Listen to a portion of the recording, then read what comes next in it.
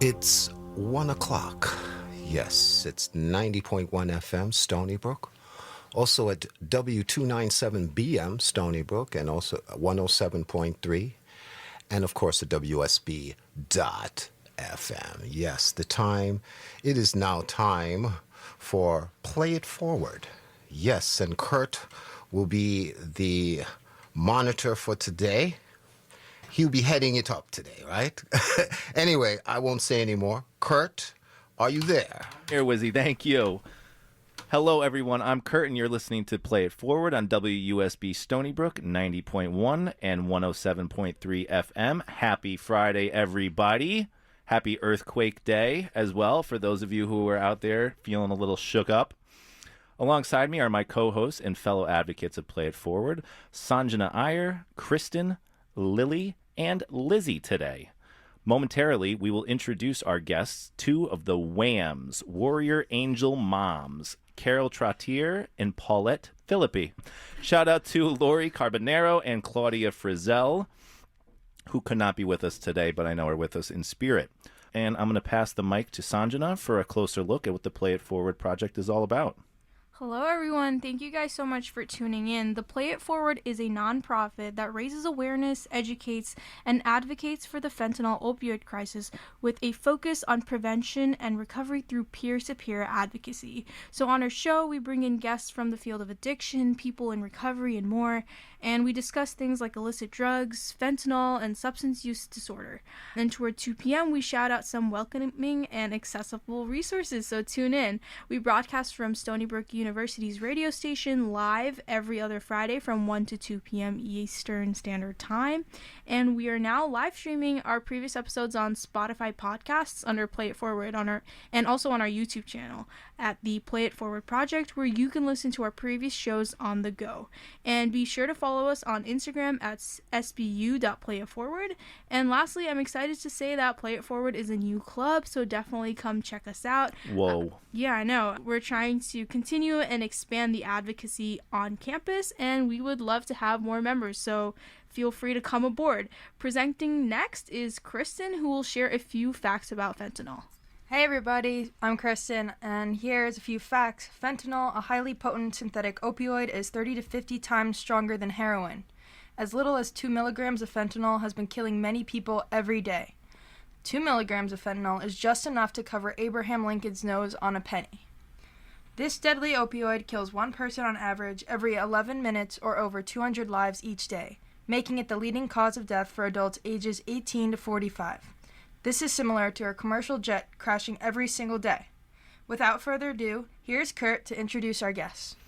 And some of you may be wondering why Kurt is introducing the guests today and not Allison, and that's because Allison's feeling a little under the weather, so we wish her well and a speedy recovery, and she'll be joining us on the next podcast in 2 weeks. But today, it is my distinct pleasure to welcome and introduce Carole and Paulette, two extraordinary people. Carole is an advocate that TBR News Media named her Person of the Year for 2023.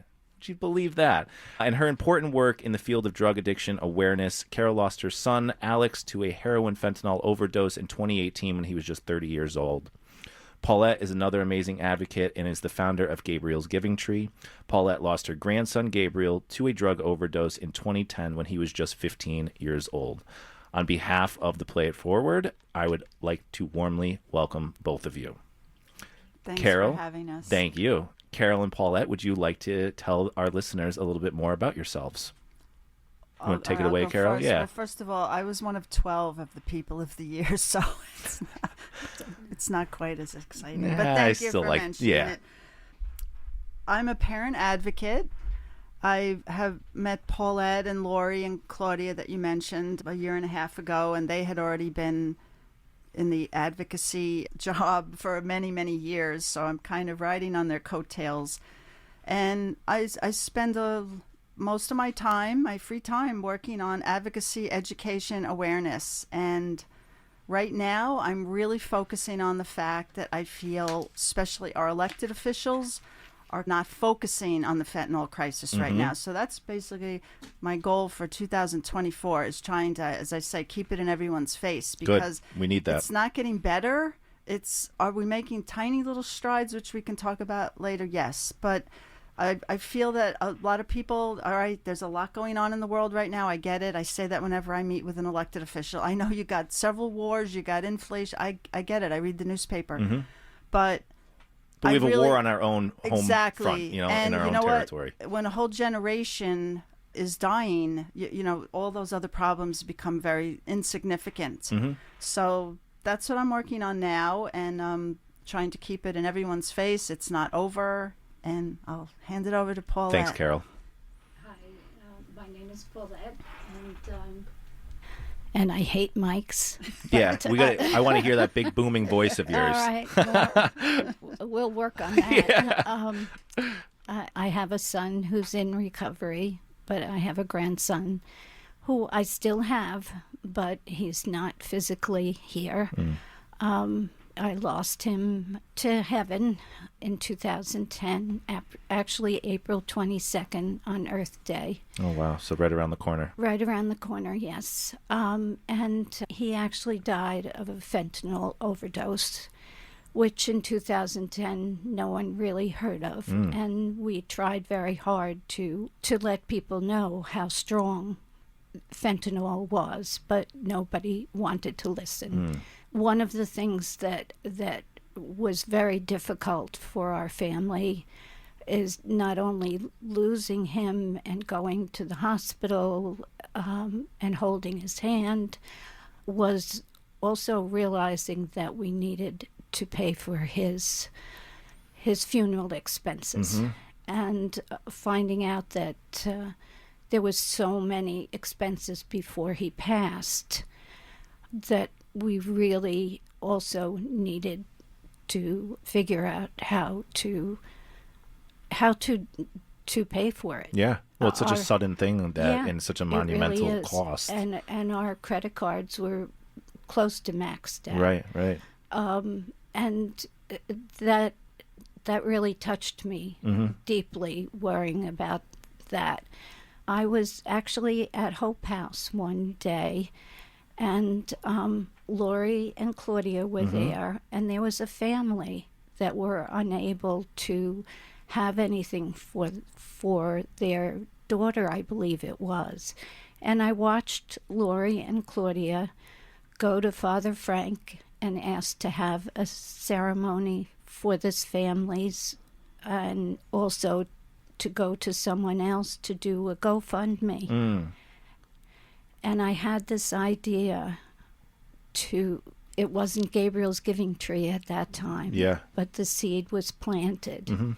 And 10 years after Gabe passed, just before COVID, I wanted to do something in memory of him.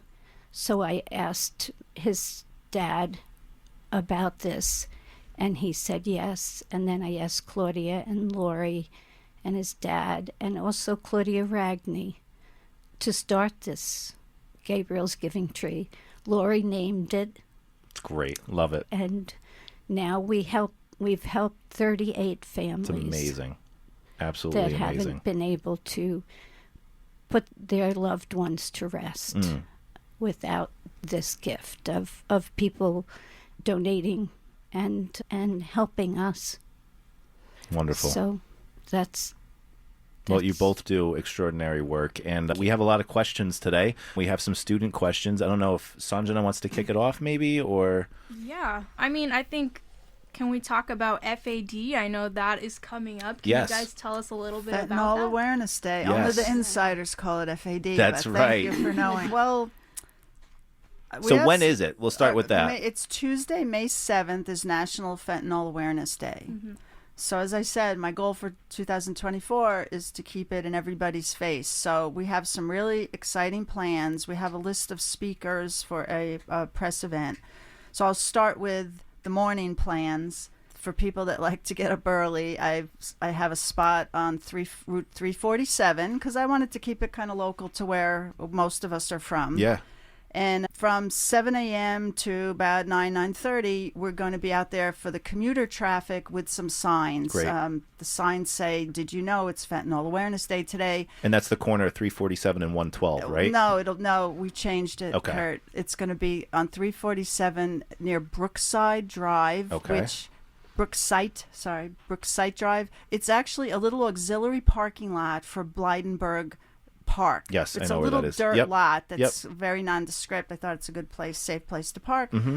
So we have signs that say things like, maybe I should keep them a surprise, but it's like, do you know anyone who's died of fentanyl poisoning? We do, because we're going to be a bunch of moms and grandmas there that have lost people, just to keep people aware on their way to work, to go, oh, gee, I didn't know that. And, Giving us something to think about throughout the day. I'm also dressing up as the Grim Reaper. Oh, okay. Yeah, which Great. I thought was appropriate to get Very. some attention. Yep. So we're going to do that in the morning. That's just the WAMs, as we call ourselves, the Warrior Angel Moms. Can anybody attend that, though? Anyone can attend. Great. And if people have lost someone, they want to bring a photo or whatever, we all have posters with our kids' Please come faces join on us. them. Yes, I would love it. And then at 11 o'clock at Thrive in Hapog, if no one's familiar with Thrive, it's a wonderful facility that people in recovery can just hang out there. They can go to support groups. There's all kinds of programs there. It's sort of like a safe haven for people in recovery, and they've been very generous to allow us to use their lovely facility, which is located at 1324 Motor Parkway in Hapog. So the press conference, anyone can also come to the press conference. Obviously, we're hoping to get media attention, which plays into the fact that I want to keep it in your face. Yeah. Right? I need the media to help that.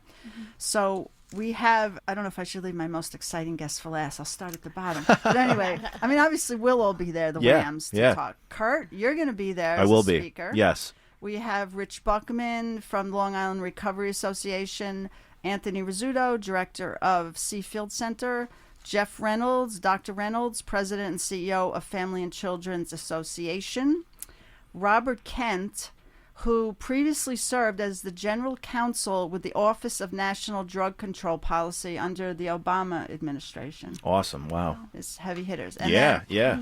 Our special guest, his name is Dr. Stephen Lloyd. Now, if anyone has seen the Hulu series called Dope Sick. Yes. Currently watching it again, actually. I kind of felt the same way. It was so powerful. It really the first was. time. And it makes me so angry and it gets me so fired up Yeah. that was allowed, and the collusion between everybody, that it's just, if you haven't seen it, please check it out. It's on Hulu, Dope Sick. It's just it's a heartbreaking, gut-wrenching, in your face, just story. Murdering Americans. Yes. And so the Michael Keaton character is based in part on the life of a Nashville addiction specialist and former opioid abuser, Dr. Stephen Lloyd. Dr. Lloyd now serves as the medical director for Cedar Recovery in Tennessee. So I just wrote him a letter, and a real letter with a stamp. And he called me, said, I invited him to come. Would you consider coming to Long Island? Because we met him at the Trail of Truth. We did. I was just going to bring that up. Yes. Because that has stuck with me. And the things that he said about talking to politicians and celebrities and their response of not my, hey, off the record, my son, hey, off the record, my daughter, and just the perpetuation of that stigma of not being able, open, willing to talk about it. Say it in public, Yeah. but behind the scenes they want to ask. And for they're the advice. ones that have the platform. They're the ones that have the audience and can reach the most amount of people. And they're hiding behind these closed doors, and it's shameful, really. So I know that you heard him speak too. So That was that's where great. we had our first connection. And he said he'd come. I just spoke to him yesterday. He said he's just leaving some big conference in Atlanta on this same kind of subject. But the first time I spoke to him, it really hit home when he said he follows a lot of elected officials. This was like a couple months ago, who are giving speeches. They're giving their state of the state speech, if they're a governor, whatever. Nobody was mentioning fentanyl. He said he followed like 6 different states of governors doing speeches. No one was even mentioning it as an issue, which that gets me very angry when I even hear. Why is that? What is the holdup? It's way down on the list of priorities. We could discuss and try to guess for what reasons. I know people are just overwhelmed with a lot of problems. Yeah. They were like tired of hearing about COVID. No, not this. Now we got to talk about this and think about this. I don't know, people, they move on very quickly. Mm-hmm. That's why you have to keep talking about it. So I hope if anyone wants to come to the press conference, you're absolutely welcome to hear these speakers. Oh, I forgot, can't believe I forgot Special Agent in Charge, Frank Tarantino from yes. the DEA. Yep. He is the New York division leader at the DEA, and we are all huge admirers of his. He's been on the podcast before, just a Yes. real gentleman and really committed to the cause. Yes. And And he really- understands it, you know? He and understands the pain that Yes, he people really go through. cares about the people who have lost. Mm-hmm.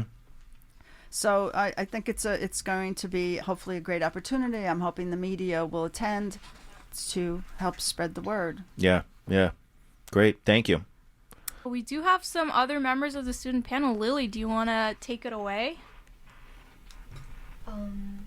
Right into the mic here, Lily. There you go. So, speaking of press conferences, you recently attended one and spoke to Senator Kristen Gillibrand. Can you tell us more about that? Sure. Senator Gillibrand came to Long Island, it's probably about a month ago now, to talk about the Fend Off Fentanyl Act, which is a series of sanctions that use financial sanctions to attack the flow of fentanyl. It's a lot of it's based on finances of drug trafficking and laundering. Laundering. Of Okay. money, Yeah. right? Yeah. So this was a very controversial package. It was included in like a Homeland Security package of other things. And it passed through the Senate. So the reason she came to Long Island is that it now needs to go through the House. And so in other words, that's your Congress people now have to vote on it for it to become law. Mm-hmm. So she was just urging us that she wasn't really sure, is there really enough support in the House? She was a little skeptical about that, and kind of urging us to reach out to your Congress people, which it didn't take me more than I got home and I started emailing.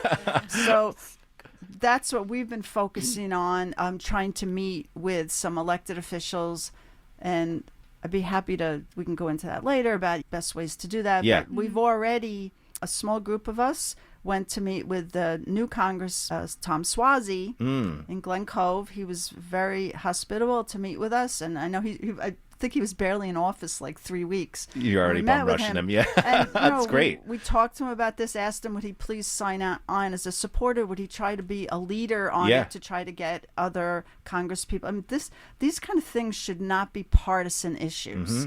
Mm-hmm. If Republicans and Democrats are going to say, well, I'm not going to vote for that because I don't want the Democrats to get credit. I don't want them to get a leg up. Right. I mean, you got to be kidding. This fentanyl doesn't ask you how you're registered as a voter. Doesn't care your how you vote, your race, your age, your color, anything like that. That's right. We've done some lobbying. I guess you could call it. We're lobbying for hopefully that this will be passed. And there's no date yet on that. We're hoping sometime this session, because it will help make some sanctions. It's really sad that we have to lobby for this. It's really sad that you have to lose somebody and then be willing to go and fight and plead to be heard. It really should be a no-brainer. Yeah. I mean, I don't think, there was a recent poll by the RAND organization that said 40% of Americans know someone who's died in the fentanyl crisis. It doesn't have to be your child, but your neighbor down the street, someone you work with, child. 40% know somebody. I mean, I think it affects certainly more people than COVID did. Right. I mean, can we talk more about fentanyl? Is the goal to get right to the supplier? Can we get into the specifics of that? Yes. I'll read you some of the things, but I'll try to act like I'm not reading it. Yeah. Okay. It's a series of sanctions and anti-money laundering bill to help combat the country's fentanyl crisis by targeting opioid traffickers who are devastating our communities. Yeah. The bill will enhance or make stronger current law so that the U.S. government agencies can more effectively disrupt the supply chains and penalize those facilitating the trafficking. So, for instance, it declares that the international trafficking of fentanyl is a national emergency. If anything was a no-brainer, that's it in highlighted colors. And it should have been declared a national emergency years ago. Yeah. But so that's the first thing. It would require the president to sanction transnational criminal organizations and drug cartels, key members engaged in international fentanyl trafficking, enable the president to use proceeds of forfeited sanctioned property of fentanyl traffickers to further law enforcement efforts. So in other words, we take your money that, wherever it was in banks your profits, or laundered, and now we're going to hire more DEA your agents. blood money, Enhance the ability to enforce sanction violations, therefore making it more likely that people who defy U.S. law will be caught and prosecuted. Require the administration to report to Congress on actions the U.S. government is taking to reduce the international trafficking of fentanyl and related opioids. Allow the Treasury Department to utilize special measures to combat fentanyl-related money laundering. I mean, a lot of these things, like, I'm not a financier, I don't work for the Treasury Department, but in other words, it's just giving them some more power so their hands aren't tied. And require the Treasury Department to prioritize fentanyl-related suspicious transactions and include descriptions of drug cartels' financing actions under suspicious activity reports. It all comes down to money, which at the Gillibrand press conference I said, you just think about this. It all comes down to money. Yeah. That China sending the precursors to make the fentanyl, sending them to Mexico, everyone's in it for the dollar, and our children are dying. Yes. So that's why this focusing on money and financing, although you wonder how much money people need. I always sometimes think that. Yeah. The cartels, like, how much money is enough money? Apparently, it's a bottomless pit. It's never enough, and I think that's unfortunately the society that we live in is greed, and more and more and more.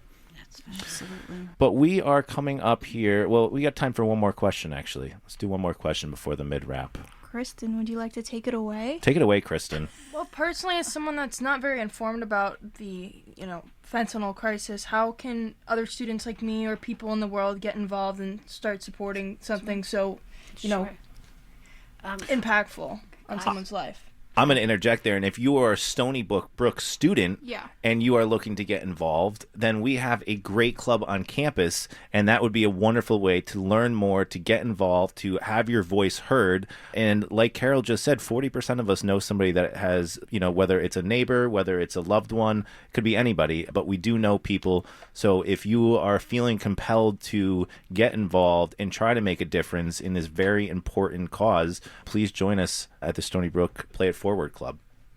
And Paulette, I'm sorry, I didn't mean to cut you off there. That's okay. And that's, very important. But I think also I remember the first time I went up to Albany. It was very exciting. It was very enlightening. I kept my mouth shut the first time. I really did.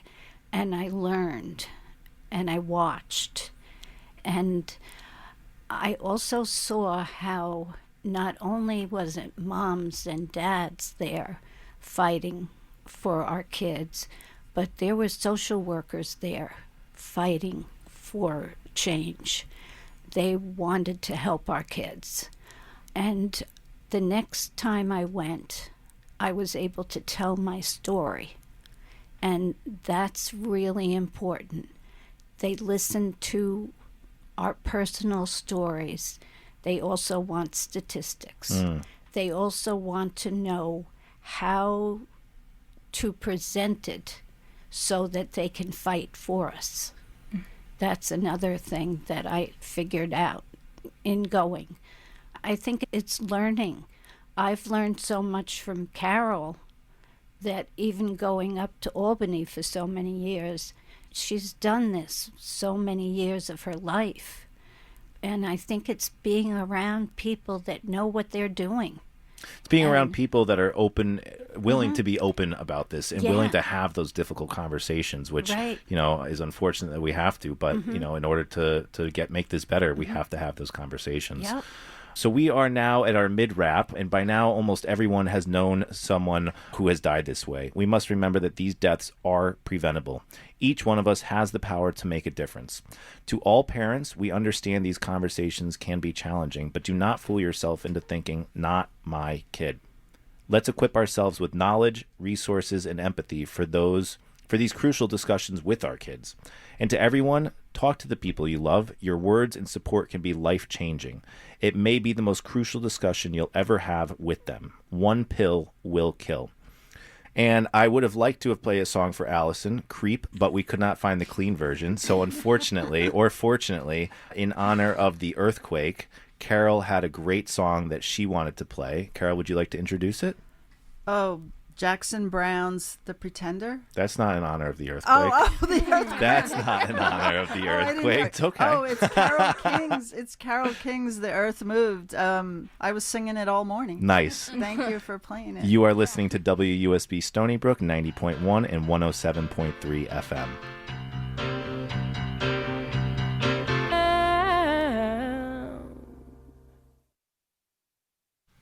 Welcome back to Play It Forward at WUSB Stony Brook.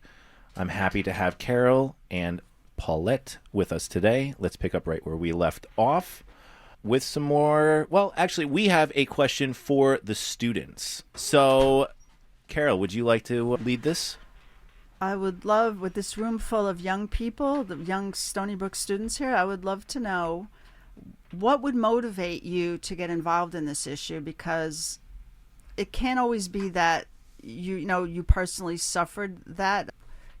We'd like to know what would motivate you to get involved with the issue, or what would make you listen to something we're saying. If we just say, don't take those pills at the party this weekend. One pill can kill you. They're all made of fentanyl now. There's no recreational drugs. What would make you think about that and listen to it, as opposed to just going, it's not going to affect me? Because I'm really curious. I'm asking it genuinely. I would love to know if there's something that would make you listen. Because out of a campus of however many tens of thousands of students, we have 1, 2, 3, 4 students here, which is awesome that we have 4 students. Right. But really, what is it going to take to get more people involved? How do we reach you? How do we reach your generation? Well, I could speak on just interest in the topic itself and listening. Like you said, don't take a pill at a party. I feel like even hearing your guys' stories as just a human being and being able to connect with that emotion, I'd be putting yourself out there and being open to listening to, because in some way drugs affect everyone. It doesn't matter if it's fentanyl, it doesn't matter if it's alcohol, it doesn't matter if it's morphine. But I feel like if you are able to just hear someone's story, that for me at least is enough to want to be a part of the cause and have interest in it, rather than just oh, not me, not this, not that. You never know.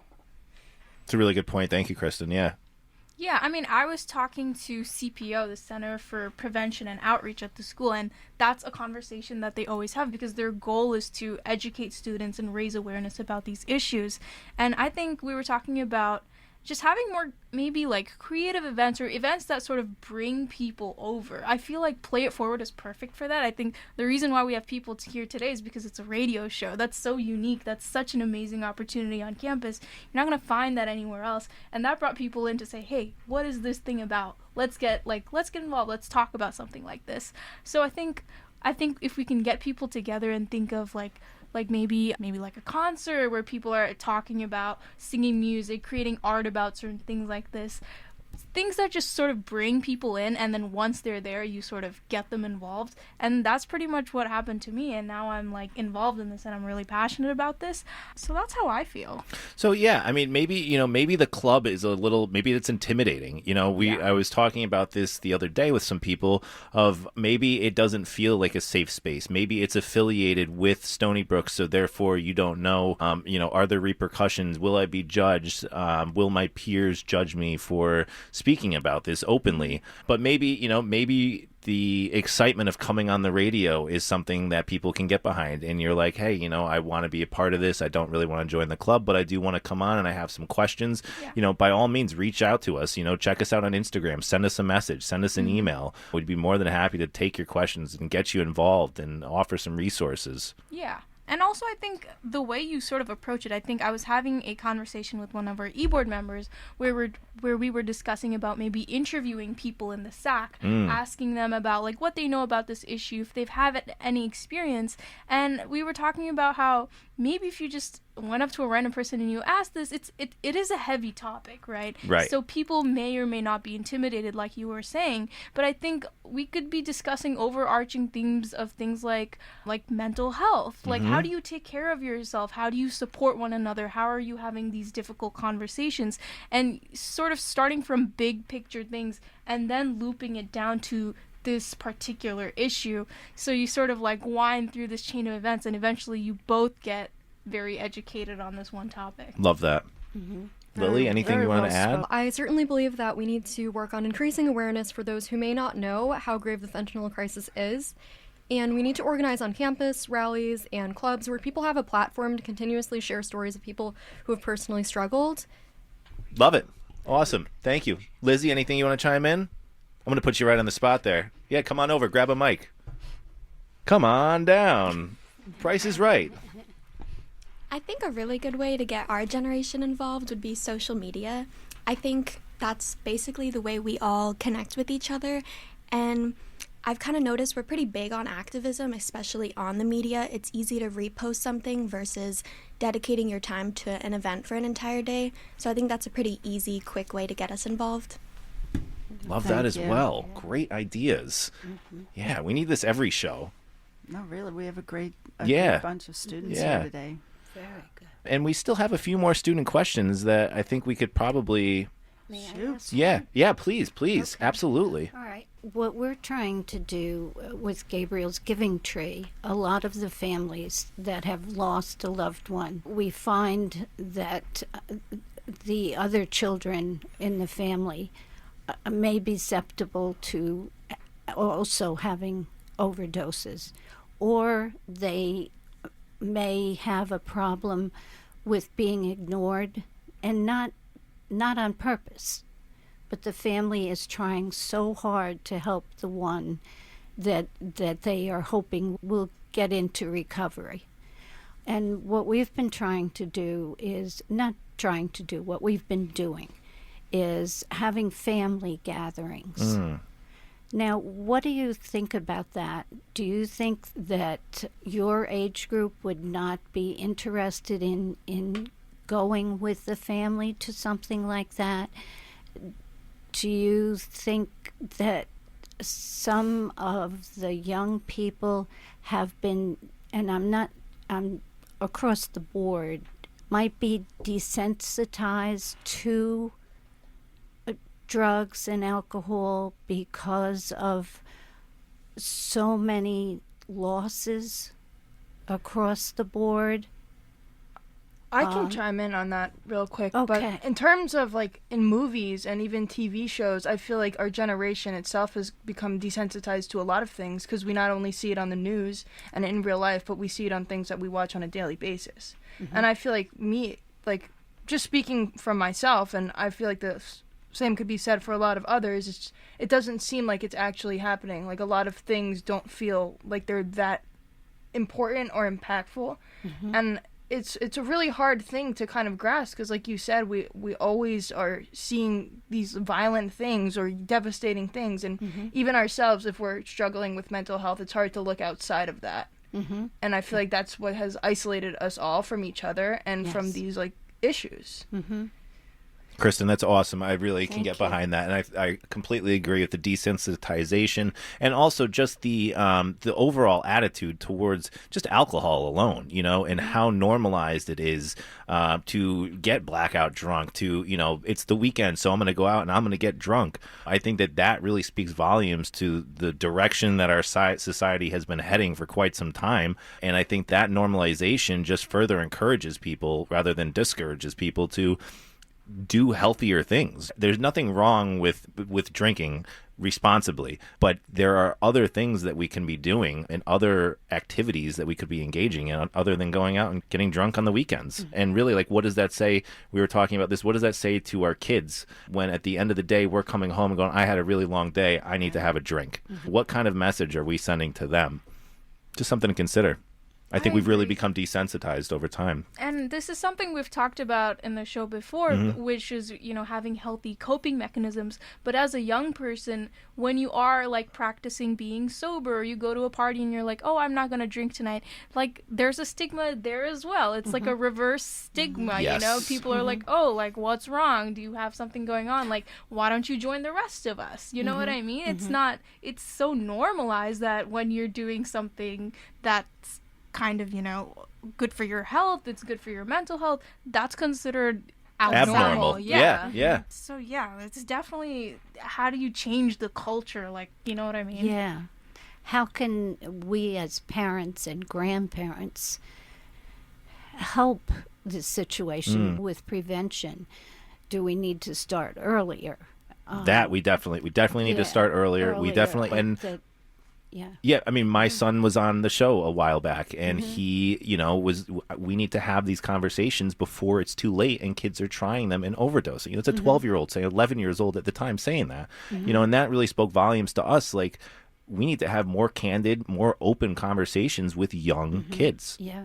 Plain and simple. Yeah. Back 100 years ago when I was a teenager, there was something called recreational drugs or experimenting with drugs. And that is, you can't do that anymore. Back then it was safe and relatively no harm done. Absolutely. And I think that's a really hard thing for people to accept, younger people to accept, because there's something in your spirit at that age. You want to take chances. You want to have fun. I get it, because believe me, when I was, 18, 19, if I went to a party and my best friend said to me, here, take this pill, I probably would have taken it. Yeah. But now that is not, you can't do that anymore. And your generation really has a lot. I mean, so much has changed in a bad way. And I know Paulette just saying, like, we would love to know if there was a secret, if you could tell us. I used to say, what would be more moving to see a mom crying that, I've lost my child? If I cry in front of you, will you promise never to do drugs? If it was only that simple, I would cry in front of everybody. Be crying all day, wouldn't have any tears left. Yeah. Even that doesn't move people, because I've used this example before. My son's best friend, right, he's probably lost 5 or 6 friends to drugs. And when my son Alex died, I thought, at least his friends will never do drugs again.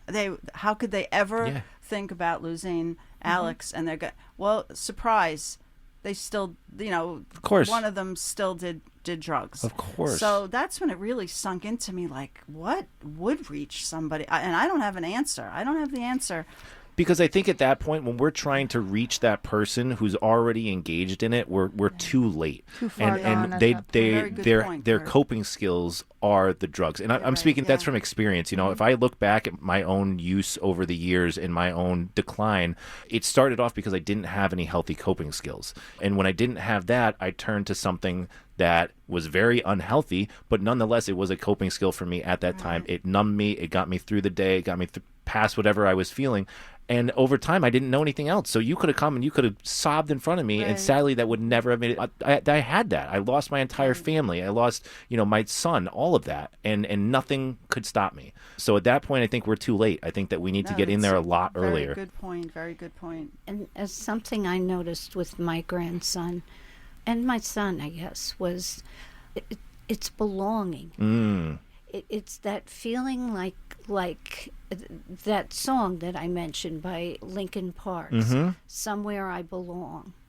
If you listen to those words, it really has to do with, you can have a lot of friends, but if you really believe that you belong to those people, then you have that inside of you, then we're okay. But if we don't feel like we belong, and I think that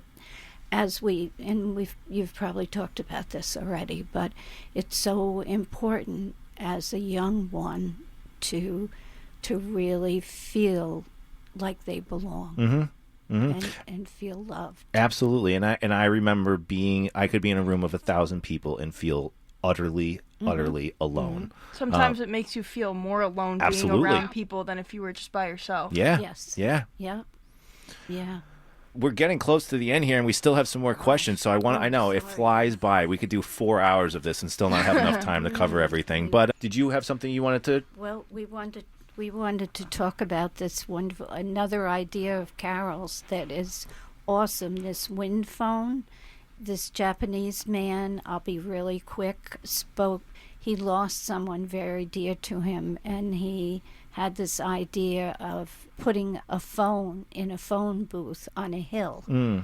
And he went and talked to his loved one, and it went nowhere. Well, right. Obviously, it's not connected to anything. Yeah. Right. It's, I don't know if anyone from Stony Brook is familiar with Avalon Park. Yes. Where they have the mailbox where you can mail letters to people with no earthly address. It's the same kind of comforting idea. Yes. So we're really excited about having our first wind phone installed in a couple weeks at a park in Islip. Love that. You always know the whole official long name of the park. It's the Suffolk County Environmental Center at the Scully Estate in Islip. Wow, that's a mouthful. Now, is there going to be like a dedication ceremony? Yes. So when is that happening? April 21st. Yes. April 21st. Gabriel's Giving Tree is having a Earth Day event for families to come. We're going to clean up the park.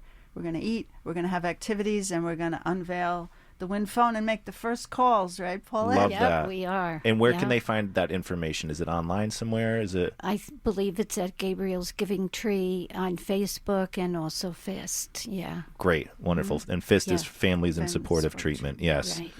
That is great. And you're going to talk about... Oh, do we have more time? Yeah, yeah, we still have... Box? Yeah, okay, yep. So we also started under Gabriel's Giving Tree. Paulette, she'll get calls from people, people get to know who to call when they've lost a child, and they reach out to her. And besides taking care of the funeral expenses, I thought, wouldn't it be nice to send someone like a gift box? We call it like a comfort. We had a nice name for it with a heart to heart, or I call it a grief box. But Love that's that. too Yeah. sad. Yeah. But anyway, it just it includes, some lavender, or teacups, some tea, a book, a beautiful book of meditations for helping you through the grief process. Not that you ever get through it, but just to help you. And a book people could sign and write things about your loved one. And some beads made by the Beating Hearts. Love that. And what are the Beating Hearts? Beating Hearts is a lovely group started by Linda Newson. And it's really for grieving parents. It's not like an advocacy group. It's more like a healing, support, a beautiful healing, supportive environment. And they do a lot of great things. And they make these beads, which are called the Beating Hearts, and with the child's name on it. So we include that, and we mail it. We no charge. We mail it to whoever calls us and knows someone that recently has a loss from fentanyl or overdose. Wonderful. And the only other quick thing we want to talk about is we've started a grief support group. Oh, that is not a quick... Yeah, we still have a few minutes, so let's take some time to talk about this. And it's going to be a counselor, and also there'll be probably Lori, Claudia, Carol, and I will be there with the counselor. We're hoping that people will have the counselor there for the therapy end of it, and also feel like they'll open up maybe quicker, but because they'll also be able to connect with us and how we've gone through. And I think that both of you can speak to this more than I can. And Carole, you just mentioned it, that you never finish grieving, really. Right. But it's, I would imagine, learning to, just from my own friends that have passed, but learning to live with that and learning how to deal with that on a day-to-day basis. So is it something like that? Yeah, and finding your tribe, finding people that understand that sometimes there's no words. Sometimes just sitting and listening. And sometimes we may even do crafts. We're going to see how it goes. Yeah, just be present, We just started it. It's it's every third Friday of the month at 7:00 at Thrive. Awesome. Which I had given that address before. I could read it again. Yeah, you might as well throw it out there again. And it's for people that have lost someone to overdose or fentanyl. It's because that's a really specific kind of experience and grief. It's often sudden and traumatic, and it's just you want to be more specific with who you're sitting there talking with, because a lot of people can have, there's a real stigma, like you want to be with other parents that know what you've been through. So it's at Thrive the third Friday of every month at 1324 Motor Parkway. And you want to just throw out the Fentanyl Awareness Day info again real quick, yes, just for Fentanyl Awareness on 347. Day. There's two events. One will be Fentanyl Awareness Day is on May 7th. Tuesday, May 7th, from 7 a.m. to approximately 9. We're going to be protesting, standing with signs on between 347 and getting in your face. Yes, it's getting in your face Yeah. day. And Brookside Drive. It's a small little parking lot, dirt parking lot that's kind of unmarked for Blydenburg Park. It's just I call it the auxiliary park. And then we're doing a press event at 11 o'clock at Thrive with a stellar group of speakers. Yes. on this issue. Yes. That are Dr. Stephen Lloyd, Dr. Jeffrey Reynolds, and Steve Chasman, Frank Tarantino, the DEA, right? Anthony Rizzuto, Steve before, Steve. Rich Buckman, and you, Kurt. Yes. Honored to be a part of that, and really honored to have both of you on the show today. And just really, you're always. All the work that you do is always so impressive, and your tireless dedication really is inspiring. And I hope that people listening today can feel that and hopefully have a little hope in their day. So again, thank you both so much for coming on. I sincerely thank everyone who supports our cause and understands how important it is to look out for each other and to empathize with anyone we know dealing with addiction. Let's continue to spread awareness about the dangers of illicit fentanyl and promote harm reduction tools like Narcan and fentanyl test strips. Please, please, please reach out to us via Instagram at sbu.playitforward. Let us know what you think of the show. Let us know if you have any questions. Don't forget to check us out on Spotify as well. Give our shows a listen. Leave us a review. Please, we would love to hear from you. Fentanyl Awareness Day is May 7th, as Carole just said. Please don't be afraid to get involved with that. I just want to throw this out there. I think Stony Brook students, if you want to get involved with Fentanyl Awareness Day, I do think as a club, we are hoping to maybe host an event where maybe we can make posters or something like that. So if you guys are interested, it's a great way to get involved. So I just want to throw that in there while we're talking about it. Yes, sbu.playitforward is our Instagram. Here is Kristen with some resources. If you are struggling with mental health or substance use, you're not alone. SAMHSA offers services and resources for substance use disorder. 1-800-662-HELP or text HELP4U to support. SAMHSA also has the 24/7 info service at 1-800-487-4889. For additional help, visit Hope House Ministries online at hhm.org or call 631-928-2377. Long Island Council on Alcoholism and Drug Dependence offers support and guidance at 631-979-1700. And you can find more information at LICADD.org. Remember, your journey to healing and recovery can start with that first call. Thank you, Lily, not Kristen. Now we will have Kristen, so go ahead. Here you go, Kristen. All right, so CPO at SBU, check out their SBE page for resources. CPO is super user-friendly. Check it out to access their resources and training. Fentanyl test strips are also available at many harm reduction organizations and online, such as dancesafe.org and amazon.com. LICADD of Long Island distributes fentanyl test strips as part of their free Narcan kits. Please have Narcan accessible. You can save the life of someone overdosing even when it's least expected. On behalf of Play It Forward, thank you all for listening. We invite you to join us on Instagram, YouTube, and our Instagram is sbu.playitforward, and YouTube is the Play It Forward Project, and we hope that our message reaches somebody. So for now and always, keep playing it forward. Again, another shout out to Allison, who wishes she could be here with us today and is listening at home, hopefully feeling better after this amazing podcast with these WAMs.